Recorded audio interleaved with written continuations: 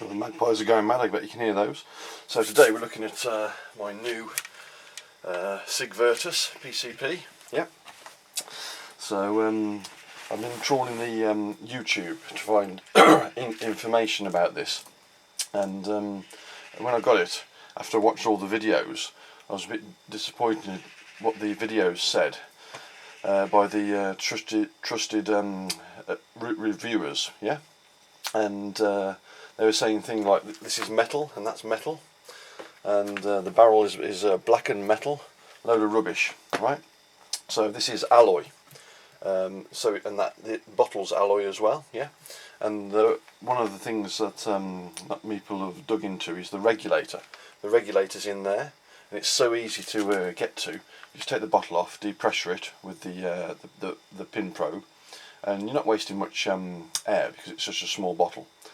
And then you can get into the regulator really easy. But the biggest thing I wanted to find out is how do you clean the barrel on one of these? Because when you're looking here, you put your cleaning wire through, and you can't really. Mine's too big to come out inside. Mine's too big to come out inside. So what I'm going to quickly show you is how to get the barrel off and have a look at it. Because I don't think I've seen anyone show what the barrels actually look like on these things, other than saying, yeah, it's a metal barrel, you know. Well, obviously it's a metal barrel. Wouldn't be a plastic barrel, would it? So two different size Allen keys, which is a bit infuriating to get this handrail off,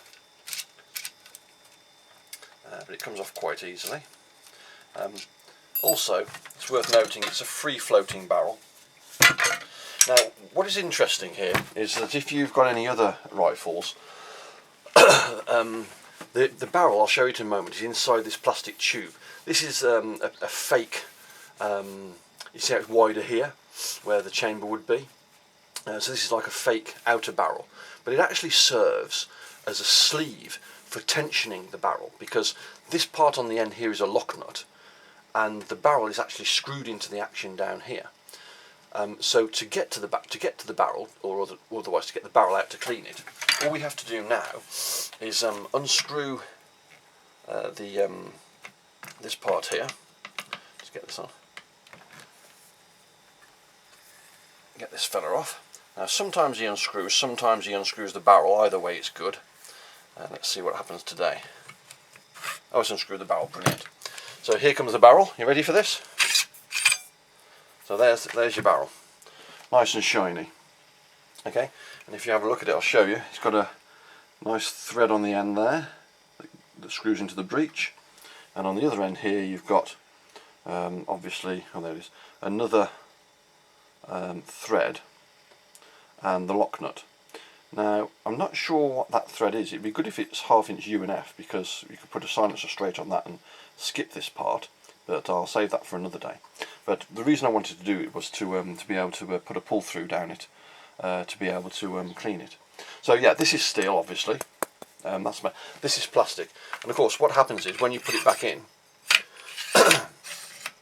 there's a little rebated section in here and a collar, and so this part here, let's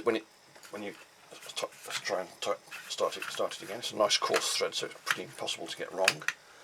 Okay. I think he started. Yeah, he started.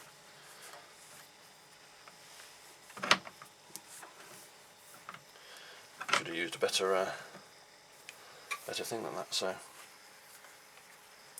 go steady with this, because although I said this is a bit like okay, that's tight now.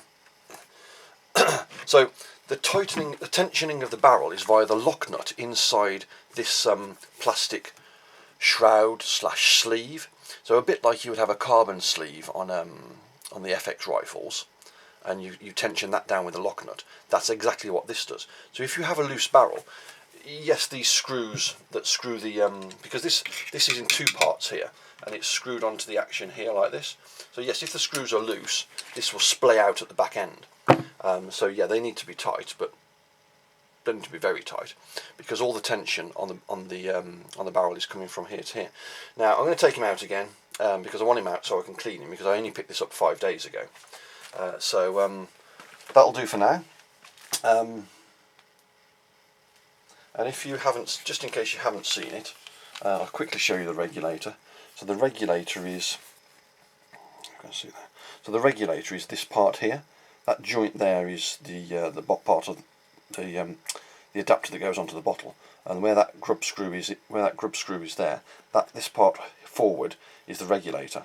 It's about that long, dead simple, lovely big Belvilles. I think they're 12 mil.